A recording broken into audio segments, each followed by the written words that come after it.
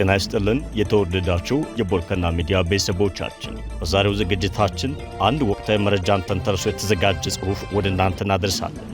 በጠገናው ጎሹ ተዘጋጅቶ ለቦርከና የተላከውን አሟሟቴን አሳምረው የሚለውን ጽሑፍ በተከታዩ ወደ እናንተ እናደርሳለን። ክቡራትና ክቡራን ቤተሰቦቻችን፣ በጠገናው ጎሹ የተዘጋጀው አሟሟቴን አሳምረው ልዩ ጥንቅር የጸሐፊውን እንጂ የቦርከናን አቋም እንደማያንጸባርቅ ለመግለጽ እንወዳለን። የቦርከና ሚዲያ ቤተሰቦቻችን ቻናላችንን ሰብስክራይብ፣ ሼር እና ላይክ በማድረግ ፕሮግራሙን ማድመጥ እንዲጀምሩ በአክብሮት እየጋበዝን ዝግጅቱን እናስደምጣችኋለን። አብራችሁን ቆዩ።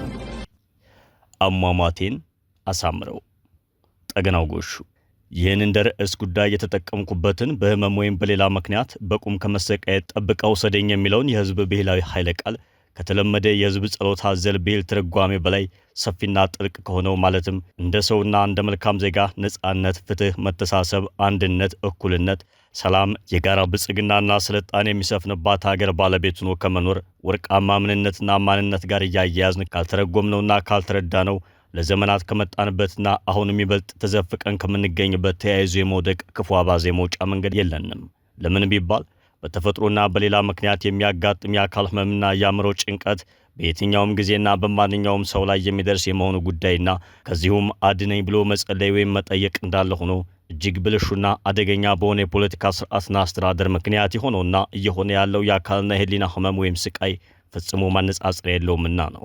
በግለሰብ ወይም በግለሰቦች ላይ በህመም ወይም በሌላ ምክንያት የሚደርሰው ስቃይ የበለጠ አስከፊ የሚሆነው በፖለቲካ ወለድ ብልሹነት ምክንያት ተገቢውን የሕክምና አገልግሎት በማይኖርበት፣ የባለሙያ ድጋፍ ትርጉም ባለው ሁኔታ በሌለበትና በየራሱ የህይወት ዕጣ ፈንታ ከሚጨነቅ አልፎ አንዱ ለሌላው ቀድሞ በመድረስ አይዞህ ወይም አይዞሽ ለማለት የሚያስችለው ወርቃማ ማህበረሰባዊና ሰብአዊ እሴት በአስፈሪ አኳኋን እየዘቀጠ በሚሄድበት መሪር ሁኔታ ውስጥ ነው። የአስከፊነቱ ደረጃ ከፍና ዝቅ ይበል እንጂ ለአያሌ ዓመታት የመጣንበትና ከ8 ዓመታት ወዲህ ደግሞ ለመግለጽ በሚያስቸግር ሁኔታ የቀጠለው ግዙፍና መሪር እውነታ ይኸው ነው። በብልሹና በጭካኔ የፖለቲካ ስርዓት ምክንያት የግፍ አሟሟት ሰለባ ለሆኑትና እየሆኑ ላሉት ንጹሐን ወገኖች ሲሆን እንደ ወገን እንደ ሀገር ልጅነት እና ቢያንስ ግን እንደ ሰብአዊ ፍጡር ሐዘናችንን በጋራ ለመግለጽ እየተቸገርንና የጎሳና የሃይማኖታዊ እምነት ማንነትን እያሰላን መርጠን የማዘንና የማልቀስ የቁሞት ሰለባዎች ሆነን ሳለ አሟሟቴን አሳምረው እያልን መማጸኑን ወይም መጸለይ ወይም እግዚኦ ማለት እንዴት እውነተኛ ስሜት ሊገልጽ ይችላል?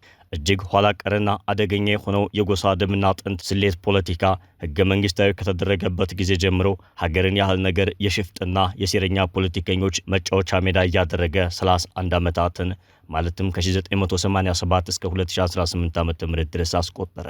የፖለቲካ ፕሮግራማቸውን ግልብ ስሜትን በሚያሸንፉ ቃላትና በአንዳንድ የዓለም አቀፍ መሪዎች ሸፋፍነው ህገ መንግስታዊ በማድረግ አስከፊውንና አደገኛውን የፖለቲካ ስርዓት ከሩብ ምዕት ዓመት በላይ ህወሓት ወይም ኢህአዴግ በሚል መጠሪያ በበላይነት ወይም በጠርናፊነት የመሩትን እኩያን ገዢ ቡድኖች በፍጹም አሻንጉሊትነት ሲያገለግሉ የነበሩ ወራዶችና ትውልድ አወራጆች ደግሞ ራሳቸውን በብልጽግናነት ሰይመው ያንኑ ያደጉበትና ያገለገሉትን የእኩያን አገዛዝ እጅግ አስከፊ በሆነ ሁኔታ ማስኬድ ከቀጠሉ ይሄውና 8 ዓመታት አስቆጠሩ። ይህ ብቻ አይደለም። ታሪካዊና ዲሞክራሲያዊ እንደሆነ በሚነግሩን የሰባተኛው ጠቅላላ ምርጫ ውጤት መሰረት መከረኛን ህዝብ ለቀጣይ የመከራና የውርደት አገዛዝ እንዲዘጋጅ የደስ ይበል አዋጅ አውጆበታል። እርግጥ ነው ለርዕሰ ጉዳይነት የተጠቀምኩበትን የህዝብ ብሔላዊ ተማጽኖ ሲነገር እየሰማን ያደግነውና ካደግን በኋላ እኛም የምንጠቅሰው ወይም የምንናገረው በአብዛኛው በግልጽ ከሚታወቅ የራሳችን የአካልና የአእምሮ ህመም ስቃይ ሰውረኝ በሚል ትርጓሜ ነው። ከዚህ ህመም ስቃይ የባሰው ስቃይ ግን በገዛ ወገን የባርነት ቀንበር ስር እንድንወድቅ ያደረገን የፖለቲካ አስተሳሰብ ስንኩልነት፣ የሞራል ወይም የህሊና ዝቅጠት፣ የስነ ልቦና ኮስማናነት ወይም ድህነት፣ የስነ ምግባር ብልሹነት፣ እጅግ አስከፊ መርህ አልባነት፣ የበጎ መንፈስ ድህነትና የሰብአዊነት ዝቅጠት ነው። የመጀመሪያው ወይም ግለሰባዊ ስቃይ በማህበረሰብ ላይ የሚፈጥረው አሉታዊ ተጽዕኖ ሊኖር ቢችልም በዋናነት የሚጎዳው ግን ራስንና ቤተሰብን ሲሆን፣ ሁለተኛው አይነት ግን ከተወሰነ አካባቢ አልፎ መላ ሀገርን ወይም ትውልድን በመሆኑ የሚያስከትለውን ጉዳት ስፋትና አስከፊነት ለመግለጽ ይከብዳል። በዚህ አይነት ስቃይና መከራ ስር እንዲማቀቅ ወይም እንዲሰቃይ የተደረገ ማህበረሰብ አባል ወይም አካል ሆኖ መገኘት በተፈጥሮ ወይም በሌላ ምክንያት ለሚያጋጥም አስከፊ የአካልና አእምሮ ስቃይ ተገቢውን የሕክምናና የሙያ እገዛ አግኝቶ ለመሞት እንኳን በእጅጉ ይቸግራል ወይም አያስችልም። አዎ በእውነት ስለ እውነት ከተነጋገርን በገዛ ሀገርና ቀዬ ውስጥ በጥቂት ግለሰቦች ወይም ቡድኖች ያገዛዝ ቀንበርና ሁለንተናዊ መከራ ስር እየማቀቁ ያሟሟቴን አሳምረው ድርጊት አልባ ልመናን ወይም ጸሎትን ወይም እግዚኦታን የሚሰማ እውነተኛ አምላክ የለም። አይኖርምም። ለምን ቢባል በታላቅ ዓላማ የፈጠረውን ረቂቅ የማሰቢያ አእምሮና ብቁ የማከናወኛ አካል በመጠቀም የአምላክን ድጋፍ እየጠየቁ የራስን በነጻነትና በፍትህ ጥላ ስር የመኖር መሠረታዊ መብት ለማስከበር ለአስጨራሽ ጥረት የማድረግ አርበኝነት በሌለበትና ጊዜና ሁኔታ ሁሉ እየተገኘ ነጻ ወይም አርነት የሚያወጣ አምላክ የለምና ነው። የሸፍጥና የጭካኔ አገዛዝ መሪዎችና የግብረ በላዎቻቸው ዋነኛ ተጠያቂነት እንደተጠበቀ ሆኖ ዘመን ጠገብ ለሆነውና አሁንም በአስከፊነት ለቀጠለው ፖለቲካ ወለድ መከራና ውርደት ሌላው ዋነኛ ምክንያት የሚያነቡትንና ተክነንበታል የሚሉትን ሃይማኖታዊ ትምህርት መሬት ላይ ካለው ግዙፍና መሪር እውነታ ጋር ሳያገናኙ የሚያነበንቡልን ወይም የሚሰብኩን ሰባኪዎችና ነቢይ ተብዮች ሊያሳምኑ እንደሚሞክሩት የፈጣሪ ፍቃድ ስላልሆነ ሳይሆን የፈጣሪን ድጋፍ እየጠየቅን ራሳችን ከገዛ ወገን የባርነት ቀንበር ለማላቀቅ ያለመቻላችን ግዙፍና መሪር እውነታ ነው። በእውነት ስለ እውነት ተነጋግረን ከዚህ እጅግ መልሶና መላሶ እየወደቁ ራስን በሰበብ አስባብ የማታለል ክፉ ልማድ ሰብረን በመውጣት ለሁላችንም የሚበጀንን ስርዓተ ፖለቲካና መልካም አስተዳደር እውን ማድረግ ካለብን በዚህ ደረጃ ነው ወደፊት መምጣት ያለብን። ለመሆኑ ዘመን ጠገብና አስከፊ በሆነ የፖለቲካ ስርዓት ወይም አገዛዝ ምክንያት ቸራው ላይ ብሎ ከሄደበት ሳይመለስ የቀረው የከርሞ ሰው በላይ ብሎ ለተመኘበት ሳይደርስ ወደ አለመኖር የሄደው አስቦና አቅዶ ከተሰማራበት ባጭሩ የተቀጨው አንዳችን በሕግ የሚያስጠይቅ ጉዳይ ሳይኖርበት በየማጎሪያውና ማሰቃያ ማዕከል ወይም ቦታው የቁም ፍዳ ወይም ሰቆቃ በመቀበል ላይ የሚገኘውና በአጠቃላይ አሟሟቴን አሳምረው ብሎ ከለመነበት በተቃራኒ የግፍ አሟሟትና የቁሙትነት ሰለባ የሆነው ስንቱ ነው? እኩያን ገዢዎች ያስለከፉንን ከመከራና ከውርደት ጋር የመላመድ እጅግ ክፉና አወራጅ ልክፋት ሰብረን ከመውጣትና እውነተኛ የሆነው የአሟሟቴን አሳምረው የሕይወት ምኞትና ጸሎት እውን ይሆን ዘንድ የተግባር ድርሻችንን በተግባር ከመወጣት ይልቅ ከዳር ቁመን ተመልካቾች፣ አልቃሾችና አስለቃሾች ይሆን እስከ መቼና እስከ የት ድረስ? በማንኛውም ማህበረሰብ ውስጥ ሊፈጠር ከሚችል ጊዜያዊ አለመግባባትና ግጭት በስተቀር እንደ አንድ የሀገር ህዝብ ተከባብሮና ተስማምቶ መኖር ችግር ያልሆነበትን የሀገሬ ህዝብ ይህንን ወርቃማ ሴቱን ይበልጥ በሚያጎለብቱ የማስተካከያና ፖለቲካዊ፣ ሶሺዮ ኢኮኖሚያዊና ባህላዊ እርምጃዎች እያጀበ ወደፊት ማራመድ የሚያስችል ዲሞክራሲያዊ ስርዓትን እውን ከማድረግ ይልቅ በጎሳ ደምና አጥንት ስሌት የፖለቲካ ነጋዴነት ወይም ቁማርተኝነት የተለከፉትን እኩያን ገዢ ቡድኖች እባካችሁ አሟሟቴ እንዲያመራ አድርጉልኝ እያሉ ከመማጸንና በትዕግስተኝነት ስም ራስን ለበለጠ ውርደትና መከራ ፈቃደኛ ከማድረግ የከፋና የከረፋ ፖለቲካዊና ሞራላዊ ማንነት አለ እንዴ? ይህንን ግልጽና ቀጥተኛ አስተያየቴን ወይም ትዝብቴን በየዋህነት ወይም በገዢዎች በተጫነብን ድንቁርና ወይም በአድርባይነት ደዌ ወይም ህሊና ለረካሽ ክድርና ወይም ካድሬነት የማከራየት እጅግ አስከፊ ልክፋት ወይም ከሰብአዊ ፍጡርነት በታች በሚያወርድ ምን አገባኝ ባይነት ምክንያት የተንሻፈፈ ትርጉም በመስጠት የተጋነነና ጨለምተኝነት ያለበት እንደሆነ አድርጎ ለማሳየት የሚሞክር ወገን ሊኖር የመቻሉን ጉዳይ በሚገባ እገነዘባለሁ። አሳዛኝ ቢሆንም የማይጠበቅ ወይም የሚገርም አይደለምና አሁንም ከእንዲህ አይነቱ ስንኩልና ጋግርታ ማስተሳሰብ ለመውጣት ጥረት ማድረጉን የሚሻለን ከማለት ውጭ ሌላ የምለው ብዙ ነገር የለኝም። ከርዕሰ ጉዳይ ጋር ለተያያዘ ሂሳዊ አስተያየቴ በጣም ግልጽና አስነጓሪ ለሆነው የሀገራችን የፖለቲካ ስርዓት መሳሪያነት ወይም አገልጋይነት ማሳያዎች ከሆኑት መካከል የምርጫ ቦርድና የሀገራዊ ምክክር ኮሚሽን ተብዬዎች ግንባር ቀደሞች ናቸው። ይህንን ጥልቅና ሰፊ ትርጉም ያለው የህዝብ ብሂል ወይም አሟሟቴን አሳምረው ለዘመናት ከዘለቀውና ተባብሶ ከቀጠለው ግዙፍና መሪር እውነት አንጻር ለማየትና ለመረዳት አለን የሚሉትን የትምህርት ደረጃ የሥራና የዕድሜ ተሞክሮ ተጠቅመው መከረኛው ህዝብ ከኋላ ቀር ከሸፍጠኛ ከሲረኛና ከጨካኝ የጎሳ ደምና አጥንት ስሌት ፖለቲካ ንግድ ወይም ቁማር ገዢ ቡድኖች አገዛዝ እንዲላቀቅና ለሁሉም ዜጎች የምትመች ዲሞክራሲያዊ ሀገርን እውን እንዲያደርግ አስተዋጽኦ ማድረግ የነበረባቸው ግለሰቦች በኮሚሽነርነትና በቦርድ መሪነት ወይም አሻንጉሊትነት ተሰማርተው የህዝብን መከራ ሲያራዝሙ መታዘብ መልካም ምሳሌነትን ወይም አርአያነትን ለሚጠብቅ ትውልድ በእጅጉ ይረብሻል።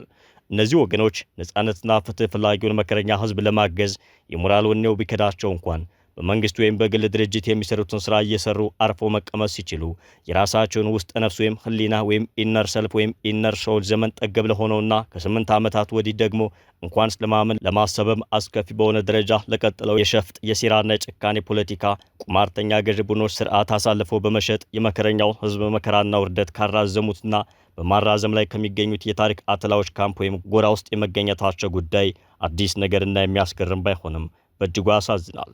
አዎ እነዚህ ወገኖችና መሰሎቻቸው በእኩያን ገዢዎች ምክንያት ዕጣ ፈንታው የተበላሸበትና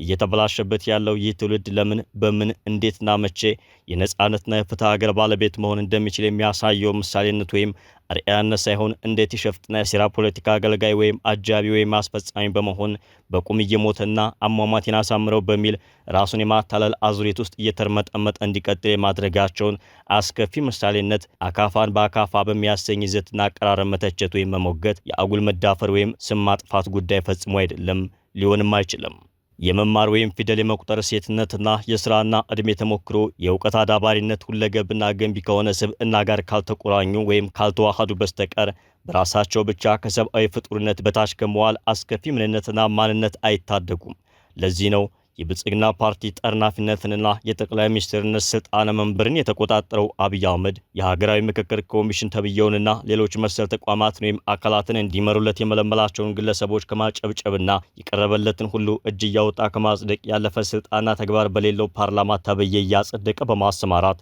ሲፈልግ እያሞካሸና ሲያሻው ደግሞ እያገላመጠና እያስፈራራ የሸፍጥና የሴራ ፖለቲካ ስርዓቱ አስፈጻሚዎች ያደረጋቸው። እነዚህ ወገኖች አሟሟቴን አሳምረው የሚለውን ሰፊና ጥልቅ ብሂል የፖለቲካ ስርዓት ብልሹነትና የመልካም አስተዳደር እጦት ካደረሰብንና እያደረሰብን ካለው የግፍ አሟሟትና የቁም ሰለባነት መሪር እውነት አንጻር ማስተያየትና መረዳት የሚችል ሕሊና የላቸውም። አዎ ለረጅም ዘመን ከመጣንበትና አሁንም ከምንገኝበት ሀገራዊ የህዝብ ቀውስና ውድቀት በእውን ሰብረን መውጣት ካለብን በእንዲህ አይነት አካፋን በአካፋ በሚል ደረጃ ነው መናገርና መነጋገር ያለብን። መከረኛውን ህዝብ ለማታለል ወይም ለማቄድ የተሰጠውን ተልእኮ በተሰጠው የጊዜ ገደብ ውስጥ ባለማጠናቀቁ ምክንያት ተጨማሪ ጊዜ ተሰጥቶት የነበረው የሀገራዊ ምክክር ኮሚሽን ተብየው የሿሚዎቹና የሹመት አጽዳቂዎችን ስልጣነ ዙፋን በሚያጽናና በሚያጠናክር ይዘትና አቀራረብ አዘጋጅቶ እንዲያቀርብ የተሰጠውን ተልእኮ አጠናቆ ከሐምሌ 8 ቀን 2018 ዓ.ም ጀምሮ ለሶስት ተከታታይ ሳምንታት ባዘጋጀው ትዕይንተ ጉባኤ አማካኝነት እንደሚያስረክብ በምስራችነት ነግሮናል። እነዚህ ኮሚሽነር ተብዬዎች እኩያን ገዢዎችን ወደ ታላቅ ድል ያሸጋግራል ተብሎ በሚጠበቀው የተልእኮ ማጠናቀቂያ ጉባኤ ላይ የሽግግር ፍትህና መንግስትና መሰል ጉዳዮች እንደ አጀንዳ ይዛችሁ ብትመጡ ፈጽሞ አይሆንምና እንዳትሞክሩት የተባሉትን መመሪያ በመከተል 8 ዋነኛ አጀንዳዎችና ተያያዥ የተባሉ ርዕሰ ጉዳዮችን ይዞ በመቅረብ ለአብይና ለፓርቲው ብልጽግና ተጠናክሮ መቀጠል በሚያስችል እልልታና ጭብጨባ የሚጠናቀቅ ጉባኤን በጉጉትና በአድናቆት እንድንጠባበቅና እንድንመለከት ሊያሳምኑ ሲሞክሩ አንቱ ተባልንበት የሚሉትን የምሁርነት ደረጃና የሙያና የዕድሜ ተሞክሮ እያጎሳቆሉት የመሆኑ መሪር እውነታ ፈጽሞ ስሜት አይሰጣቸውም። ይህ አይነት አስተሳሰብና አካሄድ በቁም ደጋግሞ እየሞቱ አሟሟቴን አሳምረው የማለትን ፖለቲካና የሞራል ሰበብና ውድቀት ካልነገረን ሌላ ምን? ይህንን የእንኳን ደስ አለህ አብይ ብልጽግና ጉባኤ በስኬት የማጠናቀቅ ተልእኮ ድራማ ወይም ትርኢት ለማጀብና ለማድመቅ ከየአቅጣጫው ከሚታደሙት መካከል አብዛኛዎቹ በቀጥታም ሆነ ተዘዋዋሪ የእኩያን ገዢ ቡድኑ ካድሬዎች ሊሆኑ እንደሚችሉና ቀሪዎችም ወይ የአድርባይነት ልክፍተኞች ወይም የዕለት ዳቦ ማሸነፊያ ምጽዋት ተመጽዋቾች ወይም ደግሞ በገለልተኝነት ስም የሴራው አድማቂዎች እንደሚሆኑ አለመገመት የገዛ ሀገርን ዘመን ጠገብና አሁንም ይበልጥ አስከፊ ሆኖ የቀጠለውን ግዙፍና መሪር እውነታ ያለመረዳት የፖለቲካ ድንቁርና ነው። ምናልባትም በጣት የሚቆጠሩና ብልጽግና ኃላፊነቱ ለመወጣት ከምር ዝግጁ ከሆነ ለሁሉም ልጆቿ ወይም ዜጎቿ የምትመች ዲሞክራሲያዊ ሀገርን እውን ለማድረግ በሚያስችለው እውነተኛ የሽግግር ምክክርና የምስረታ ሂደት ውስጥ ማለፍ ያስፈልጋል የሚል ጥያቄ ሊያነሱ ይችላሉ ብሎ መገመት ይቻል ይሆናል። ይህ ግን ተውኔቱን ወይም ድራማውን ነፃና አሳታፊ ከማስመሰልና የመከራውንና የውርደቱን አገዛዝ ለማራዘም አስተዋጽኦ ከማድረግ የሚያልፍ እንደማይሆን አስቀድሞ ለመረዳት የሚያስቸግር አይደለም። ይህ ሂሳዊ አስተያየቴ ፉርሽ ወይም የተሳሳተ ሆኖ የሚፈለገው መሰረታዊ የለውጥ ምዕራፍ ቢታወጅ እንዴት ደስ ባለኝ ነበር። ለዓመታት የመጣንበትና በአሁኑ ወቅት ደግሞ አሻንጉሊት አገልጋዮችን በኮሚሽነርነትና መሰል ስያሜዎች እየመለመለና እያሰማራ የቀጠለው የእኩያን ገዢዎች መሪር ሀቅ የሚነግረን ግን የዚህ አይነት ተስፈኝነት እውን ሊሆን የመቻሉን ሁኔታ ፈጽሞ አይደለም። እናም ይህ ሁኔታ በእጅጉና ከምንጊዜውም በላይ ሊያሳስበንና እውነተኛ የህልውና የነጻነት፣ የፍትህ፣ የእኩልነት፣ የአንድነት፣ የሰላምና የጋራ ልማትና ስልጣን የሚረጋገጥበትን ስርዓት እውን የማድረጉ ተጋድሎ ተጠናክሮ እንዲቀጥልና ለድል እንዲበቃ በላቀ ደረጃ ሊያነሳሳን ይገባል። አዎ አሟሟታችን እንዲያምር ወይም የከፋ እንዲሆን ወይም በቁም እንዲሆን ያደረጉትንና እያደረጉ የቀጠሉትን እኩያን ገዢ ቡድኖች የሚሆን ከሆነ ተገደው ወደ የሽግግር ሂደት ድርድር ጠረጴዛ እንዲመጡ በማስገደድና ይህ ካልሆነ ግን በሁለገብ የነጻነትና ፍትህ ተጋድሎ በማስወገድ በሽግግር ፍትህ ወደ ዲሞክራሲያዊ ስርዓት ከመሻገር ውጭ ሌላ የተሻለ አማራጭ መንገድ ፈጽሞ የለምና ልብ ያለው ልብ ይበል። የተወደዳችሁ የቦርክና ሚዲያ ቤተሰቦቻችን የዕለቱ ጥንቅራችን በዚህ መልኩ ተጠናቀቀ። መልካም ጊዜ